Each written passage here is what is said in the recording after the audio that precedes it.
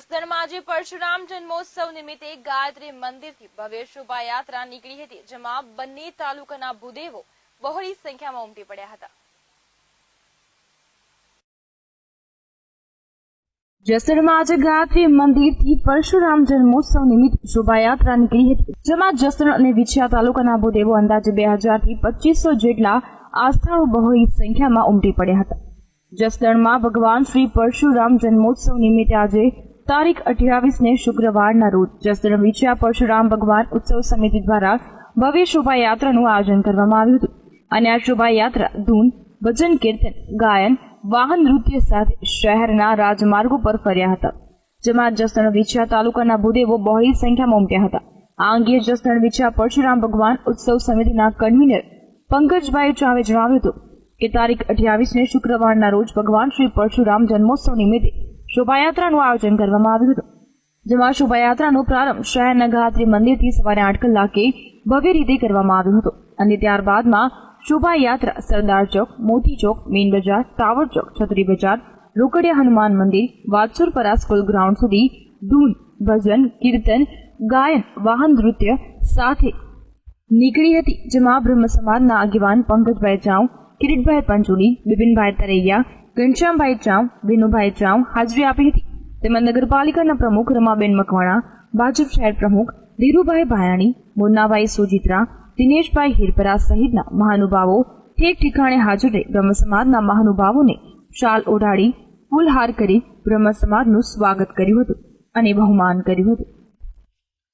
આજરોજ ભગવાન પરશુરામના જન્મ ઉત્સવ સમિતિ દ્વારા ભગવાન પરશુરામના જન્મદિવસની વધામણા માટે શોભાયાત્રાનું આયોજન કરવામાં આવેલું છે. આ શોભાયાત્રા જસદણ ગાયત્રી મંદિરેથી વાછરપરા પોલીસ લાઇન સુધી જશે અને વાછરપરા ગ્રાઉન્ડમાં વિસર્જન થશે.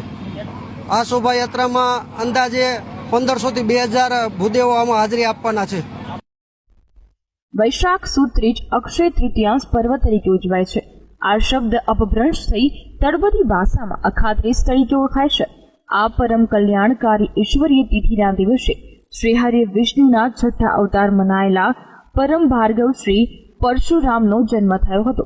આમ તો પરશુરામ બ્રહ્મતેજ અને ક્ષાત્રીજનો સુગમ સમન્વય મનાય છે, કારણ કે તેમનો જન્મ બ્રહ્મકુળમાં થયો હતો, પરંતુ કામ એક ક્ષત્રિય જેવું કર્યું હતું. ભારતના પૌરાણિક ઇતિહાસમાં એમના અસાધારણ વ્યક્તિત્વ અને કર્તવ્યની સાથે એમની સિદ્ધિઓની જેમ જ સંકળાયેલી અન્ય કથાઓ પણ અસાધારણ છે. પરશુરામની જન્મકથા મહાભારતના વન પર્વમાં, શ્રીમદ ભાગવતમાં તેમજ અગ્નિપુરાણમાં થોડી ઘણી આલેખાયેલી છે. આ ઉપરાંત શ્રીરંગ અવધૂત રચિત ગુરુ લીલામૃત ગ્રંથમાં પરશુરામ ચરિત્ર દોહરા સ્વરૂપે આલેખવામાં આવ્યું છે. શ્રી પરશુરામ સાથે સંકળાયેલી ઘટનાઓની શરૂઆત તેમના જન્મ સમયથી ઘટનાઓથી શરૂ થઈ છે. આ વાતની ખબર સત્યવ્રતોની માતાને પડી. ગાદી રાજા પુત્ર હતો એટલે રાણીએ પોતાના માટે પુત્ર અને સત્યવતી માટે ભાઈ માંગવા સૂચન કર્યું. સત્યવતીએ માના કહ્યા મુજબ એક ભાઈ પણ ઋષિક પાસે માંગ્યો. ઋષિકે એક માંગણી પણ સ્વીકારી અને પોતાના તપોબળથી 2 ચરુ તૈયાર કર્યા. બંને ચરુ સત્યવતીને આપ્યા. કહ્યું કે આમાંના એક ચરુ બ્રહ્મતેજ યુક્ત છે, તેવું પ્રાશન તું કરજે, એટલે તું એક ઋષિ પુત્રની મા બનીશ. બીજું ચરુ ક્ષાત્રેય યુક્ત છે, તેનું પ્રાશન કરજે, તારી માને કરાવશે. આમ કરવાથી તેની કુખે ક્ષત્રિય જન્મ લેશે. પરંતુ સત્યવતીની માએ વિચાર્યું કે ઋષિ કે પોતાના પુત્ર માટે બનાવેલો ચરુ વધુ પ્રબળશાળી હશે. આમ વિચારી તેણીએ યુક્તિપૂર્વક ચરુની અદલાબદલી કરી નાખી. પરિણામે ક્ષત્રિય કુળમાં એક ઋષિ અને ઋષિકુળમાં એક ક્ષત્રિય જન્મવાની સંભાવના ઉભી થઈ. ભૃગુ ઋષિને આની જાણ થઈ એટલે તેમણે તપોબળથી એક પેઢી માટે આ સંભાવનાને ખાળી દીધી. પરંતુ બીજી પેઢીએ ઋષિકુળમાં ક્ષાત્રેજ પ્રગટીને જ રહ્યું. આ ક્ષાત્રેજ એટલે પરશુરામ, ઋષિક પુત્ર. જન્મગ્નિના 5 પુત્રો વસુમંત, વસુ, સુષેણ, વિશ્વાસુ અને સૌથી નાના રામ. આમ રામ પાછળથી પરશુરામ તરીકે પ્રખ્યાત થયા. હરેશ તરૈયા સાથે લાઈવ ગુજરાત ન્યૂઝ જસદણ.